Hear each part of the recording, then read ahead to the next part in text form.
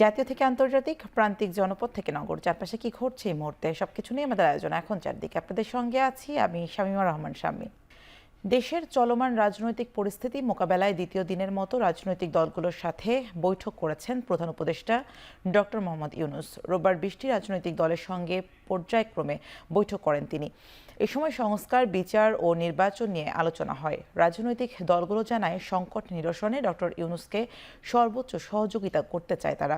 Corridor ও বন্দর ইস্যুতে রাজনৈতিক দলগুলোর সাথে আলোচনা করার আহ্বান জানানো হয়। পরে প্রেস সচিব জানান, প্রধান উপদেষ্টা বলেছেন আগামী বছরের ৩০ জুনের মধ্যেই নির্বাচন হবে।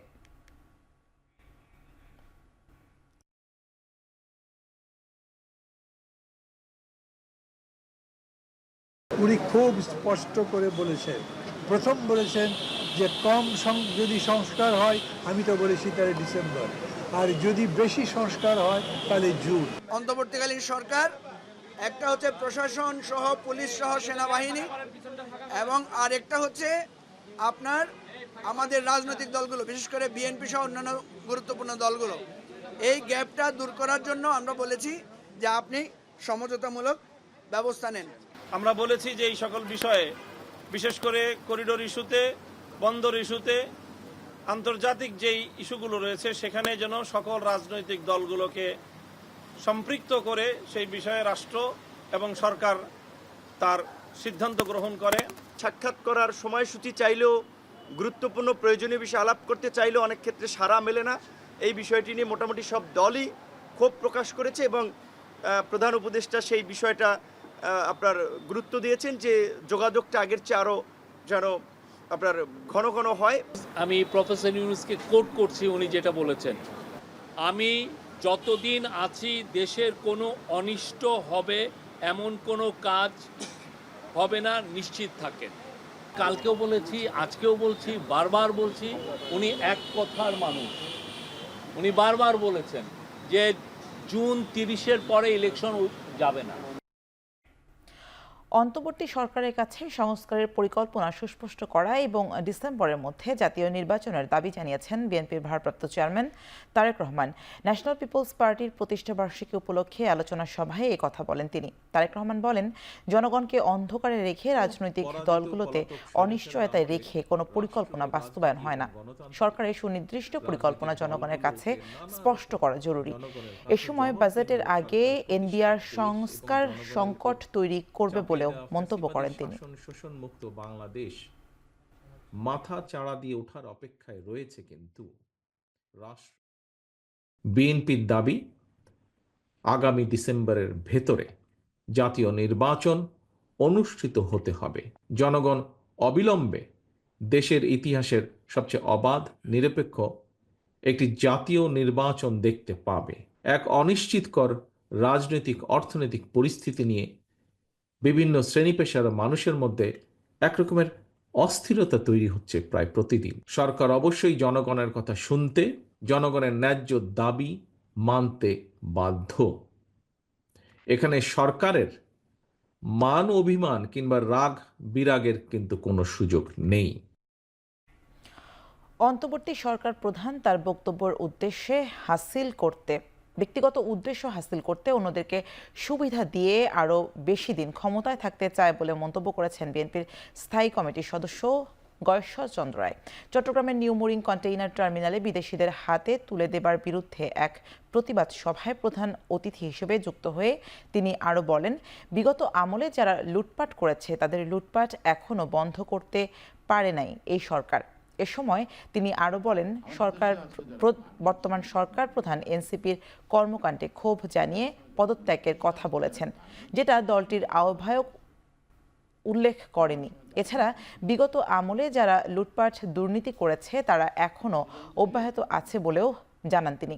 এ সময় সরকারকে হুঁশিয়ারি দিয়ে বলেন, বিএনপি রাজপথে নামলে এই সরকার টিকবে না। একই সাথে বর্তমানে ছাত্রদের ঘন ঘন সরকারি দপ্তরে যাওয়া নিয়েও প্রশ্ন তোলেন বিএনপির এই জ্যেষ্ঠ নেতা। আলোচনা সভায় বিভিন্ন রাজনৈতিক দলের নেতারা উপস্থিত ছিলেন।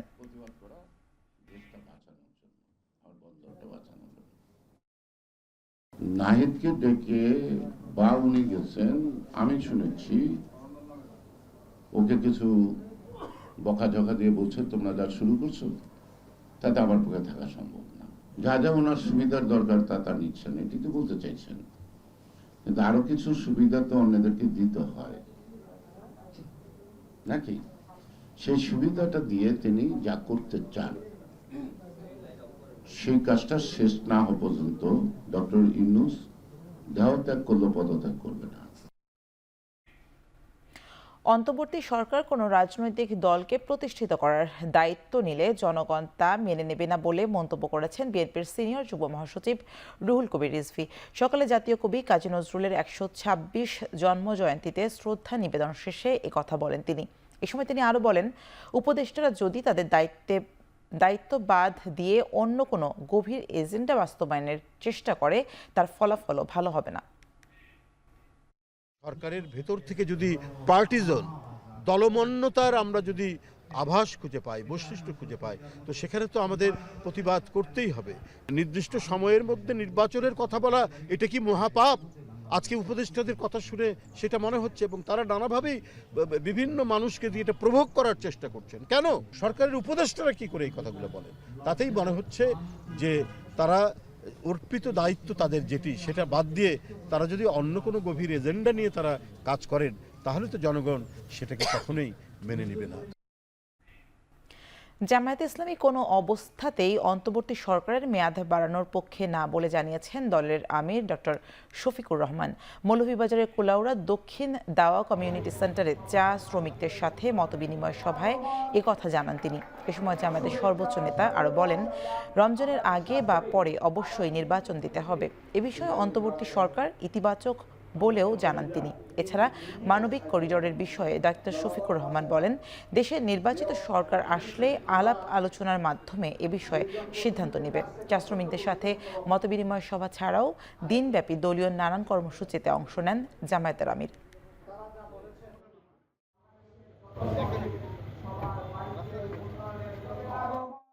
বাড়ানোর কোনো প্রশ্নই ওঠে না। মানবিক করিডোর নো, আমরা নো বলে এসেছি। বন্দর আমরা নো বলে এসেছি। দেশের স্বার্থের বিরুদ্ধে আমরা কোনো কিছুতে হা বলি না। এই বছরের ডিসেম্বর থেকে আগামী বছরের জুন এর ভিতরে আপনি নির্বাচন দিবেন। তিনি বলেছেন যে আমি আমার কথায় শক্ত আছি এবং সেই নির্বাচন আপনারা পাবেন।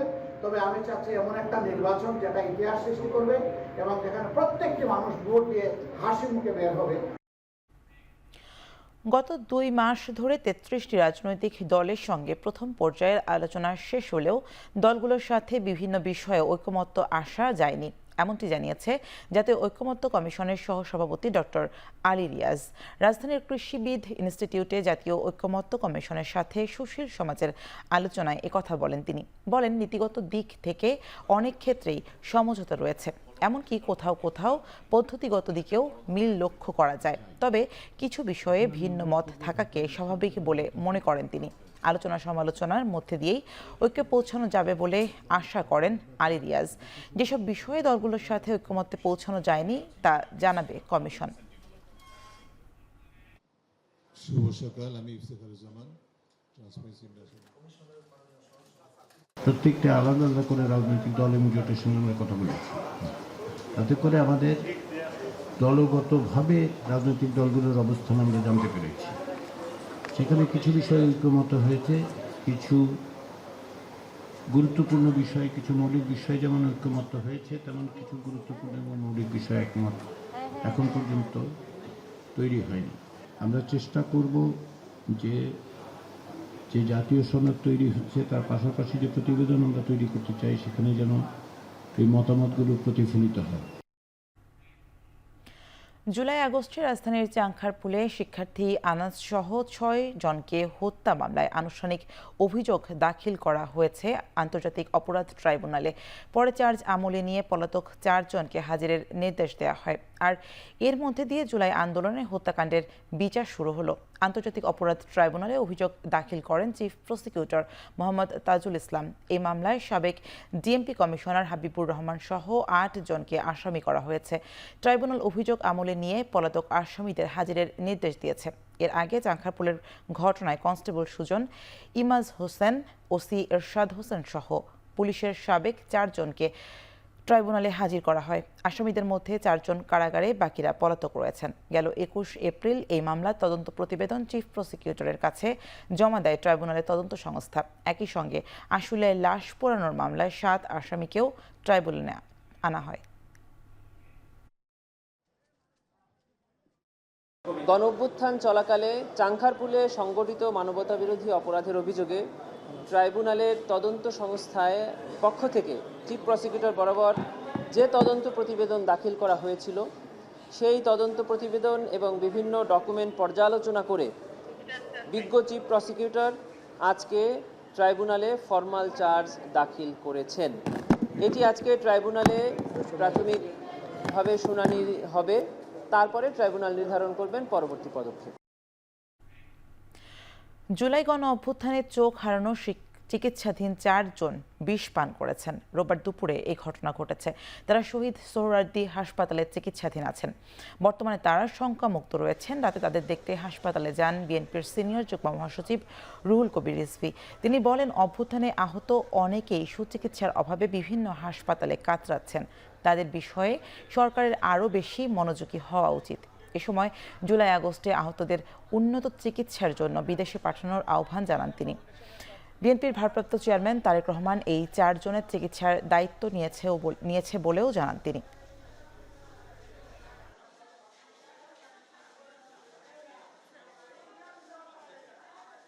সম্পূর্ণ দায়িত্ব বিএনপির ভারপ্রাপ্ত চেয়ারম্যান, তিনি দেশের বাইরে থেকে এটি দেখেছেন, আমাদের পাঠিয়েছেন, তিনি নেবেন। এবং বিএনপির পক্ষ থেকে একটা সংগঠন তিনি যেটা করেছেন, আমরা বিএনপি পরিবার, সেই বিএনপি পরিবারের যারা নেতৃবৃন্দ আছেন, রুম্মন, মিথুন, তারা এসে এখানে খোঁজ খবর নেবেন, তাদের সম্পূর্ণ চিকিৎসা করা হবে। আর আপনাদের মাধ্যমে আমি আবারও অন্তর্বর্তী সরকারের কাছে জোরালো আহ্বান জানাচ্ছি, আপনার দ্রুত এই চিকিৎসা বঞ্চিত ছেলেরা যারা তাদের যথেষ্ট চিকিৎসা পাচ্ছেন না। আন্দোলনরত এনবিআর কর্মীদের দাবি মেনে নিয়েছে সরকার। ভাগ হচ্ছে না জাতীয় রাজস্ব বোর্ড। 31 জুলাইয়ের মধ্যে অধ্যাদেশের সংশোধন করা হবে। রোববার সন্ধ্যায় অর্থ মন্ত্রণালয় থেকে পাঠানো এক প্রেস বিজ্ঞপ্তিতে কথা জানানো হয়েছে। এখন এনবিআরকে অর্থ মন্ত্রণালয়ের অধীনে একটি স্বতন্ত্র বিশেষায়িত বিভাগের মর্যাদায় উন্নীত করা হবে। এর আগে গত 12ই মে এনবিআর ভাগ করে অধ্যাদেশ জারি করে সরকার। এরপর থেকে এনবিআর সংস্কার ঐক্য পরিষদের ব্যানারে অবস্থান ও কর্মবিরতি চলছে। বিকেলে এক সংবাদ সম্মেলনে কাল থেকে অনির্দিষ্টকালের জন্য কর্মবিরতির ডাক দিয়েছিল আন্দোলনরতরা। আন্দোলনকারীরা এনবিআর বিলুপ্তির অধ্যাদেশ পুনর্বিবেচনার পাশাপাশি রাজস্ব বোর্ডের চেয়ারম্যানকে অপসারণ, রাজস্ব সংস্কার বিষয়ক পরামর্শক কমিটির সুপারিশ জনসাধারণের জন্য ওয়েবসাইটে প্রকাশ করা, সব অংশীজনের মতামত নিয়ে রাজস্ব ব্যবস্থা সংস্কার করার দাবি জানান। কর্মবিরতির কারণে প্রতিষ্ঠানটির সেবা প্রদান কার্যক্রম বন্ধ হয়ে পড়ে।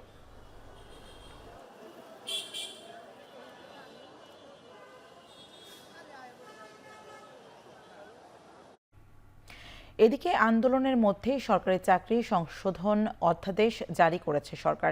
সন্ধ্যায় অধ্যাদেশ জারি করা হয়। এতে বলা হয়, অসৎ আচরণের কারণে সরকারি কর্মকর্তা কর্মচারীকে নিম্ন পদ বা নিম্ন বেতন গ্রেডে নামিয়ে দেয়া, চাকরি হতে অপসারণ বা চাকরি থেকে বরখাস্ত করার দণ্ড দেয়া যাবে। তবে অধ্যাদেশ অনুযায়ী কারো বিরুদ্ধে অভিযোগ গঠনের 7 দিনের মধ্যে কারণ দর্শনের নোটিশ দেওয়া হবে। আর দোষী সাব্যস্ত করা হলে আরও 7 কর্মদিবসের মধ্যে কারণ দর্শানোর নোটিশ দেওয়া হবে। তার ভিত্তিতে দণ্ড আরোপ করা যাবে। এছাড়া দণ্ড আরোপিত কর্মচারী 30 কর্মদিবসের মধ্যে সেই আদেশের বিরুদ্ধে আপিল করতে পারবেন। তবে রাষ্ট্রপতির দেওয়া আদেশের বিরুদ্ধে আপিল করা যাবে না। তবে আদেশ পুনর্বিবেচনার জন্য রাষ্ট্রপতির কাছে আবেদন করতে পারবেন।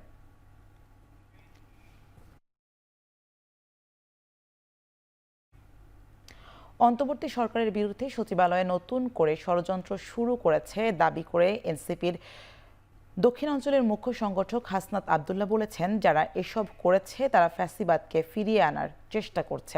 রোববার সকালে কর্ণফুলী উপজেলার মাইজারটেক উপস্থিত হন এনসিপির কেন্দ্রীয় ও স্থানীয় নেতাকর্মীরা। পরে স্থানীয়দের মাঝে লিফলেট বিতরণ করা হয়। এ সময় পথসভা থেকে বিচার সংস্কার ও নির্বাচনের রোডম্যাপ ঘোষণার জন্য অন্তর্বর্তী সরকারের প্রতি আহ্বান জানান হাসনাত। বিশৃঙ্খলাকারীদের হুঁশিয়ারি করে দিয়ে তাদের জনগণের কাতারে নেমে এসে সরকারকে সহযোগিতার আহ্বান জানান তিনি। অন্যথায় বিকল্প খুঁজে নেওয়া হবে বলে মন্তব্য করেন হাসনাত আব্দুল্লাহ।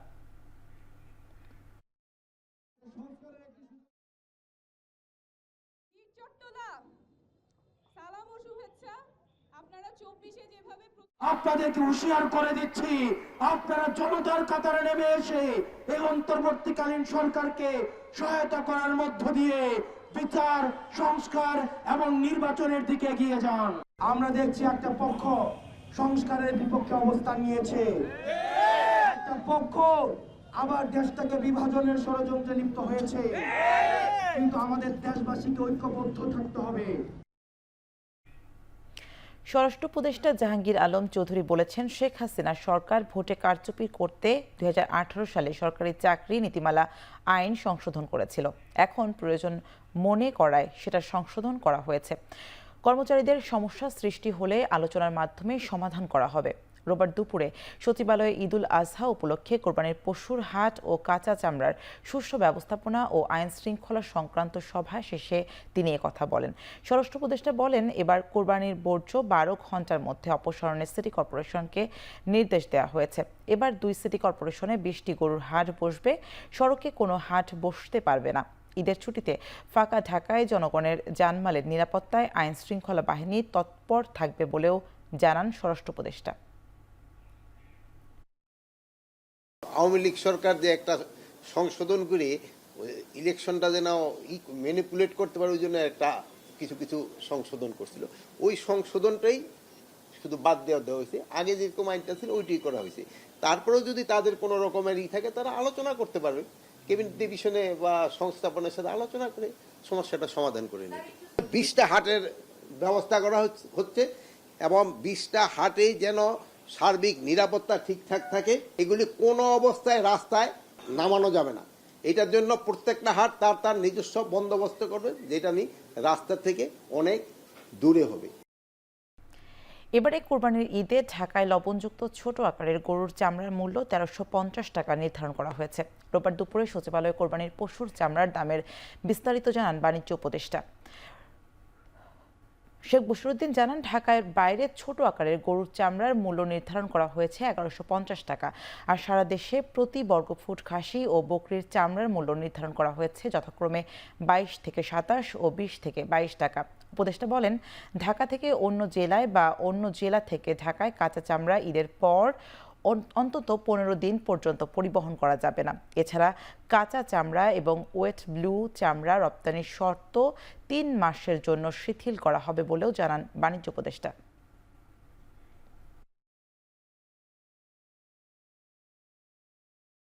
স্কয়ার ফিট মাপাটা বিক্রয় পর্যায়ে একটু জটিল, এই জন্য আমরা একটা আস্ত চামড়ার মূল্য ওটাতেই নির্দিষ্ট থাকতে চাই। খাসির ক্ষেত্রে আমরা যেটা বলেছি 22 থেকে 27 টাকা এবং বকরির ক্ষেত্রে আমরা বলেছি 20 থেকে 22 টাকা। আর গরুর চামড়ার ক্ষেত্রে আমরা বলেছি যে 60 থেকে 65 টাকা ঢাকায় এবং ঢাকার বাইরে 55 থেকে 60 টাকা। বাট মূলত আমরা যেটাকে ইনসিস্ট করতে চাচ্ছি বা যেটাকে আমরা বলতে চাচ্ছি সেটা হচ্ছে পূর্ণ একটা চামড়ার দাম মিনিমাম 1350 টাকা ঢাকার ভিতরে এবং 1150 টাকা ঢাকার বাইরে, এবং এটা আমরা লবণযুক্ত চামড়ার ক্ষেত্রেই কথাটা বলছি।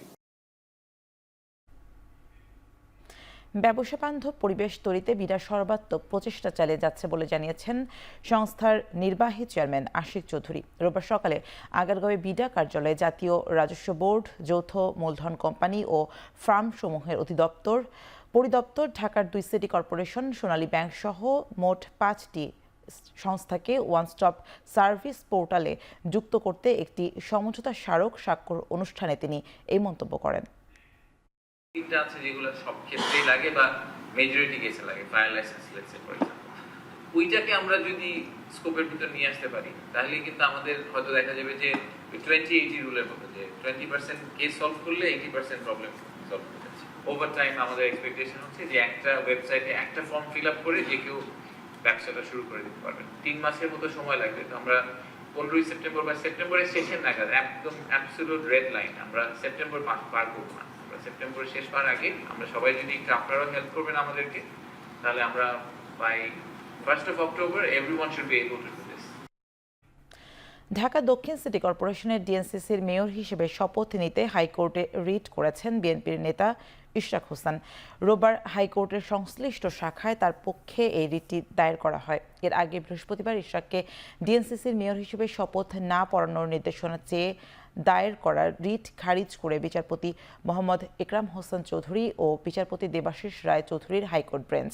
রিট করার এখতিয়ার না থাকায় রিটটি খারিজ করা হয় বলে জানায় হাইকোর্ট। পরে রিট খারিজের এই আদেশের বিরুদ্ধে সুপ্রিম কোর্টের চেম্বার আদালতে আবেদন করেছেন রিটকারী আইনজীবী। ইশরাককে মেয়র হিসেবে শপথ পড়ানোর জন্য গত এক সপ্তাহ ধরে ঢাকা দক্ষিণ সিটির নগর ভবনের সামনে বিক্ষোভ করে তার সমর্থকরা। পরে নগর ভবনের কর্মচারীরাও কর্মবিরতিতে চলে যায়।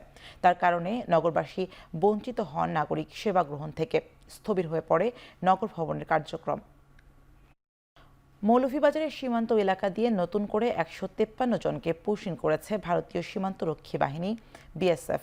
বিজিবি কর্মকর্তা জানায়, ভোরে মৌলভীবাজারের বড়লেখা সীমান্ত দিয়ে বিএসএফ ১৫৩ জনকে পুশিং করে। পরে তাদের আটক করে পুলিশের কাছে সোপর্দ করে বিজিবি। এর মধ্যে লাতু বিওপি ক্যাম্প থেকে ৭৯ জন, পাল্লাথল বিওপি ক্যাম্প থেকে ৪২ জন ও নায়াগ্রাম বিওপি ক্যাম্প থেকে আটক করা হয় ৩২ জনকে। প্রতিদিনই ভারতের সীমান্ত এলাকা থেকে ঘটছে পুশিনের ঘটনা। এ পর্যন্ত বড়লেখা সীমান্ত এলাকা দিয়ে মোট ৩০২ জনের পুশিনের ঘটনা ঘটেছে।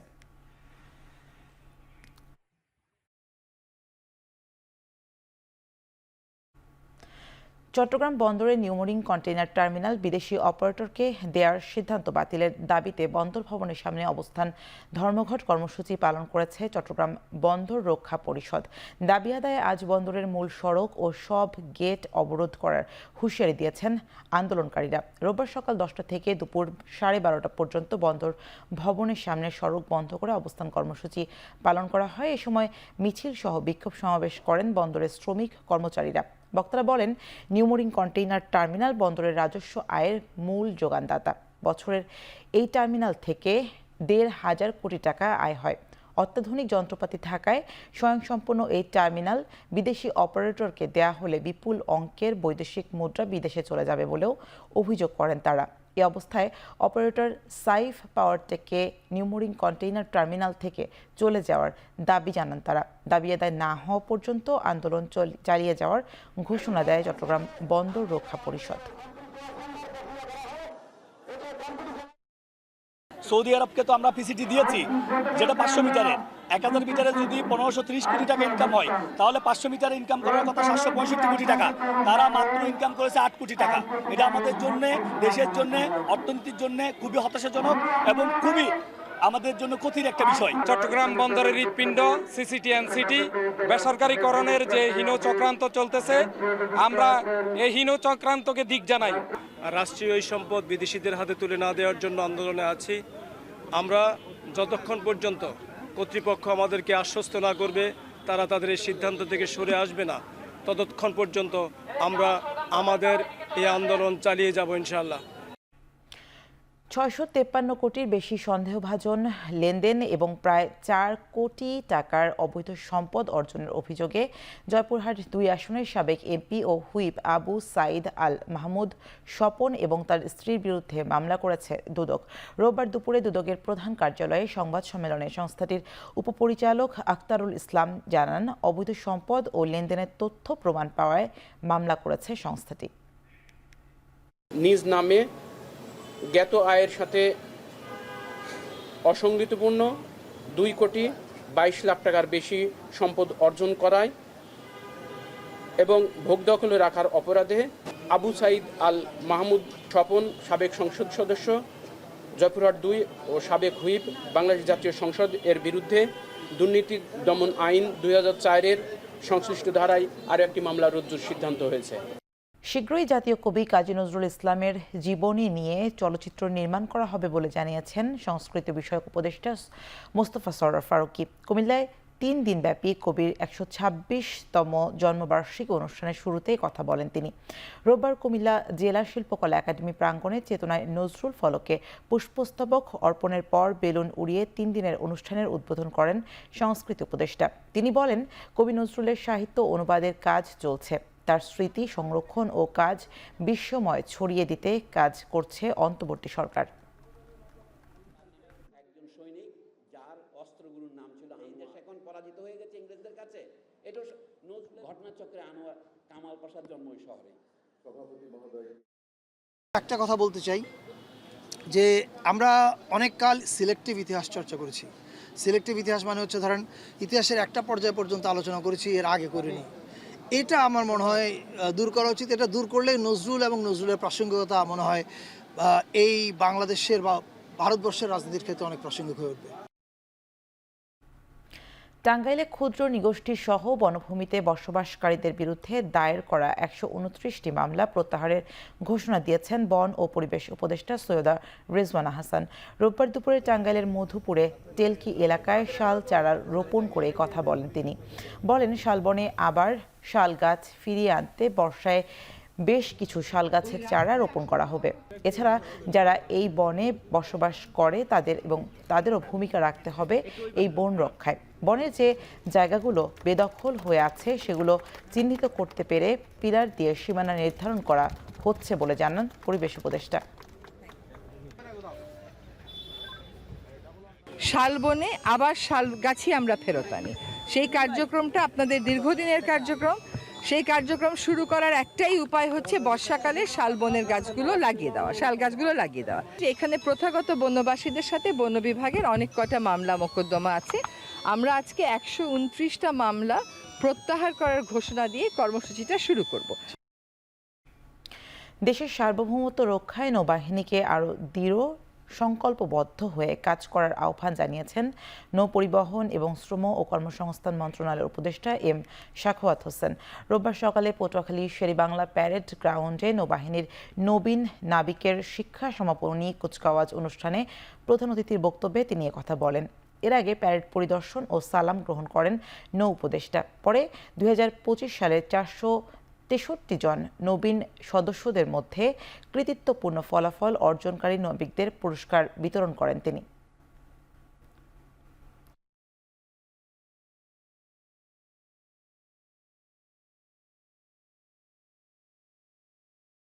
আপনারা দেশমাতৃকার সেবায় নিয়োজিত আছেন, থাকবেন এবং মনে রাখবেন আপনাদের উপরে নির্ভর করছে আমাদের সমুদ্রের নিরাপত্তা। নেভির সেই ক্যাপাসিটি পাইনি যারা আমাদের ইজেট বা নীল সমুদ্র বা নীল সম্পদকে আহরণ করবে এবং রক্ষা করবে। আশা করি ইনশাল্লাহ 2টি মাত্র সাবমেরিন হয়েছে, আরও বেশ কিছু সাবমেরিন যুক্ত হওয়া দরকার। যদি হয় তাহলে এই নেভি আমাদের ছোট হলেও খুব কার্যকর হবে। মানি লন্ডারিং মামলায় যুব মহিলা লীগের বহিষ্কৃত নেত্রী শামীমা নূর পাপিয়াকে 4 বছরের কারাদণ্ড দিয়েছেন আদালত। এছাড়া তাকে 5 লাখ টাকা জরিমানা করা হয়েছে। রোববার ঢাকা বিশেষ জজ আদালত এই রায় ঘোষণা করেন। তবে এই মামলার অন্য 4 আসামিকে খালাস দেওয়া হয়েছে। 2020 সালের ফেব্রুয়ারিতে ঢাকার শাহজালাল আন্তর্জাতিক বিমানবন্দর থেকে আটক হন শামীমা নূর পাপিয়া ও তার স্বামী মুফিজুর রহমান। মামলায় তদন্তে উঠে আসে রাজনীতি ও প্রভাব খাটিয়ে গড়ে তোলা হয়েছিল একটি অপরাধী চক্র। ঢাকায় একাধিক হোটেলে চলত অবৈধ কর্মকাণ্ড, যেখানে ছিল অস্ত্র, মাদক এবং বিপুল অর্থের লেনদেন।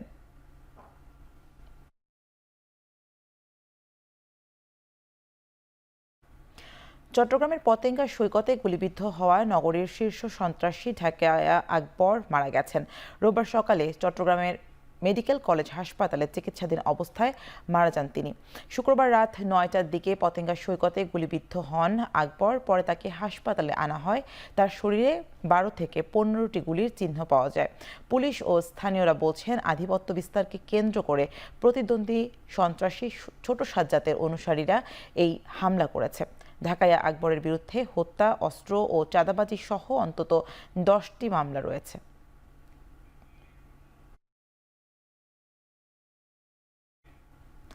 বিটিআরসির প্রস্তাবিত খসড়া টেলিযোগাযোগ নেটওয়ার্ক ও লাইসেন্সিং ব্যবস্থার সংস্কার নীতিমালাকে আইজিডব্লিউ শিল্পের জন্য হুমকি বলে মন্তব্য করেছেন এই খাতের ব্যবসায়ীরা।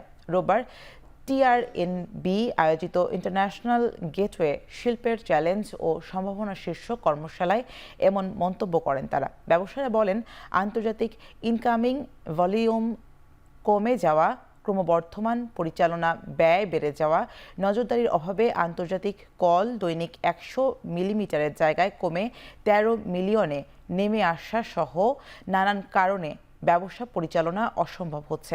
এছাড়া লাইসেন্সের নতুন সংস্করণে IGW লাইসেন্সের মেয়াদ শেষে বাতিল হয়ে যাওয়ার প্রস্তাব তারা হুমকি হিসেবে দেখছেন। বিআরসির খসড়া নীতিমালায় কিছু সুপারিশ করেছে IGW ব্যবসায়ীরা। সেখানে লাইসেন্সের মালিকানায় বিদেশি আধিপত্য কমিয়ে দেশীয় উদ্যোক্তাদের উৎসাহিত করে দেশের টাকা দেশে রাখার ব্যাপারে মত তাদের। এবার আন্তর্জাতিক প্রসঙ্গ। মিয়ানমার উপকূলে চলতি মাসের শুরুতে দুটি জাহাজ ডুবির ঘটনায় সমুদ্রে ভেসে গেছে অন্তত 427 জন রোহিঙ্গা। ধারণা করা হচ্ছে সমুদ্রে ডুবে তাদের সবার মৃত্যু হয়েছে। জাতিসংঘ বলছে সত্যি হলে চলতি বছরে এই পর্যন্ত সাগরে সবচেয়ে বড় প্রাণঘাতী দুর্ঘটনা হবে এটি। গেল 9 মার্চ 267 জন আরোহী সহ একটি এবং পরদিনই 247 জন আরোহী সহ আরেক জাহাজ ডুবে যায় মিয়ানমার উপকূলে। দুই জাহাজ থেকে মাত্র 87 জনকে জীবিত উদ্ধার করা সম্ভব হয়েছে। ধারণা করা হচ্ছে তারা এই কক্সবাজারের শরণার্থী শিবির ত্যাগ করে যাচ্ছিলেন, না হয় মিয়ানমারের সংঘাত কবলিত রাখাইন থেকে পালাচ্ছিলেন। জাতিসংঘের তথ্য অনুযায়ী 2024 সালে আঞ্চলিক সমুদ্র সীমায় প্রায় মারা গেছে প্রায় 700 রোহিঙ্গা।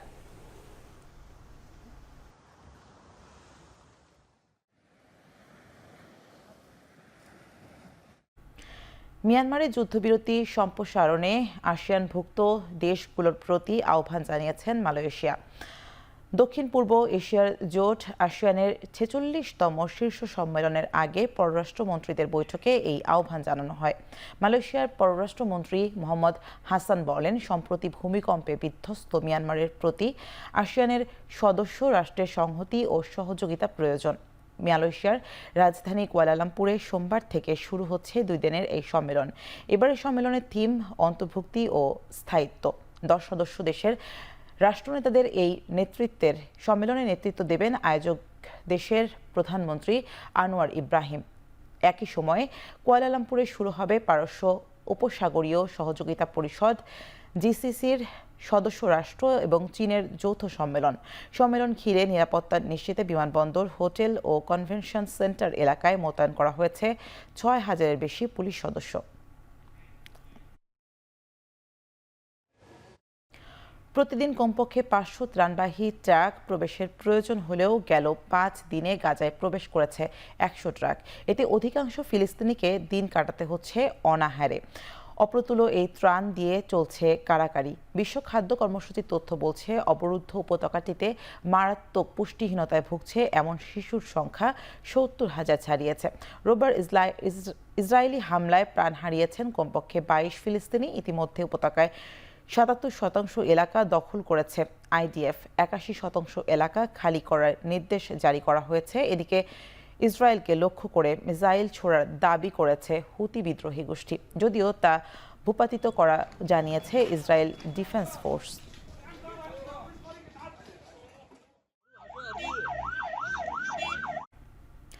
আবারও নেতানিয়াহু বিরোধী বিক্ষোভে উত্তাল ইসরায়েল। তেল আবিবে শনিবার জড়ো হয়েছেন লাখ লাখ বিক্ষোভকারী।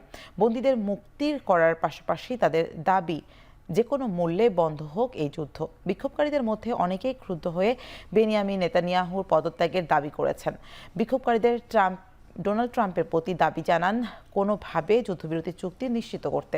গাজায় এখনও হামাসের কাছে 58 জন ইসরায়েলি বন্দী রয়েছেন, কিন্তু উপত্যকায় 2023 সালের 7 অক্টোবর থেকে শুরু হওয়া এই আগ্রাসনে 53 হাজারের বেশি ফিলিস্তিনিকে হত্যা করেছে তেল আবিব।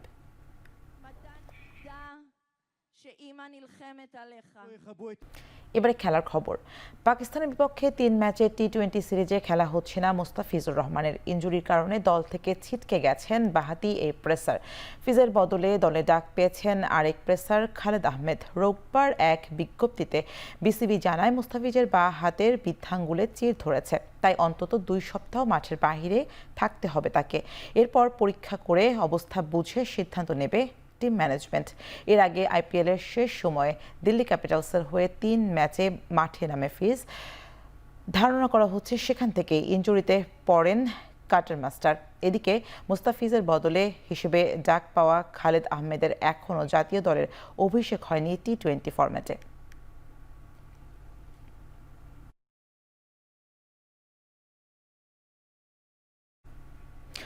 জাতীয় দলের হয়ে 34 গোল করা সাবেক অধিনায়ক সাবিনা খাতুন সহ 9 বিদ্রোহী ফুটবলারকে বাদ দিয়ে জর্ডানে প্রীতি ম্যাচ খেলতে যাচ্ছে জাতীয় নারী ফুটবল দল। কোচ পিটার বাটলারের ভাষ্য অনুযায়ী ইগো নয়, বরং আগামীর ফুটবল দর্শন, শৃঙ্খলা ও ফিটনেস ইস্যুর কারণেই এমন সিদ্ধান্ত। সাবিনাদের ফেরাতে তেমন তৎপরতা নেই বাফুফেরও।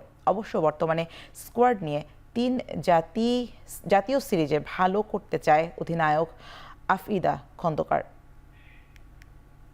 Sabina and Masura, I thought Masura and Sabina, I think Sabina's run a race, if I'm being honest with you, being completely practical.